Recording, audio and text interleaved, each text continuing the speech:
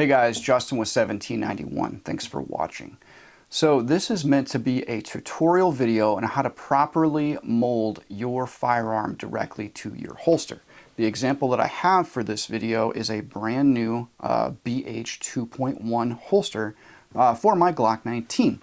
Now something that you're going to notice right out of the box, depending on which firearm you are pairing with which holster fit that you bought, you may notice that you need to mold it because it's a little tight. So the first thing that we're going to do when we get our new holster, we're going to take our blaster out and make sure that it is unloaded. No one wants to try and shoot themselves. All right, we got an unloaded smoke wagon, and I'm going to go ahead and just stick that gun in the holster and see how it fits.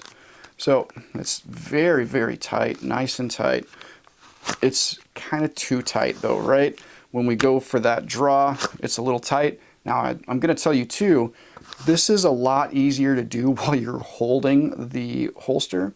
What I really recommend is go ahead and put the holster on your body and see how tight it is, because it's going to be a lot tighter to get it off of the waistline versus just hanging onto the holster in a very rigid fashion.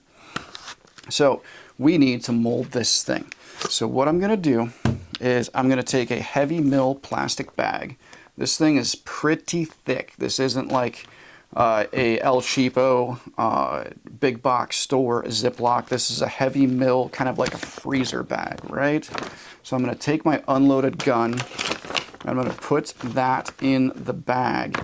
And I'm just going to insert that whole situation into the holster. Now, this is one of the reasons why we said make sure that it's unloaded, because as you push this in here, it's just going to be tight. You really got to push that sucker in there. All right, so that is fully inserted in the bag.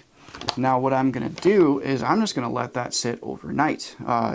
Hopefully you have another gun that you can carry with, because that truly just needs to sit there overnight. Maybe you are one of the consummate professionals that has a backup gun that you can carry, or maybe you have a duplicate of your other carry gun. Anyways, like, carry something else, because this needs to sit in here overnight. So we'll come back in a little bit and we'll take a look at what's going on here. So, all right.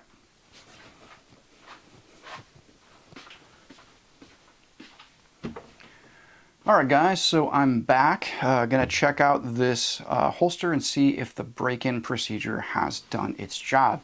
Now, quick note, I want to explain kind of what this is doing. So our leather holsters are made up out of natural fibers, right? Cow leather, or deer hide, as in the case of the Fairchase deer hide concealment holster.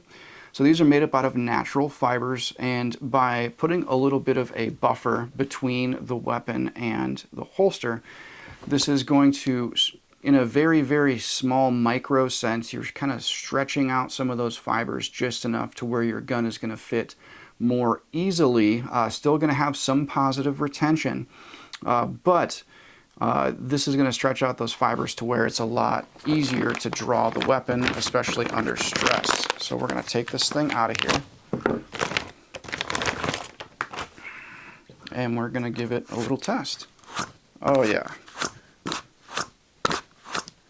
So much better.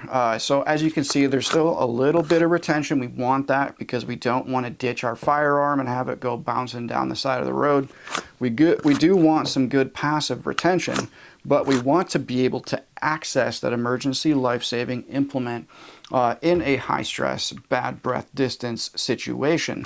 So that is exactly what we were looking for. Thanks for watching, guys. If you have any questions on holster molding, please, you can leave a comment down below, or you can reach us out at customer service, and we'll answer any questions you guys might have. Until next time, guys, carry your gun every day. Thank you.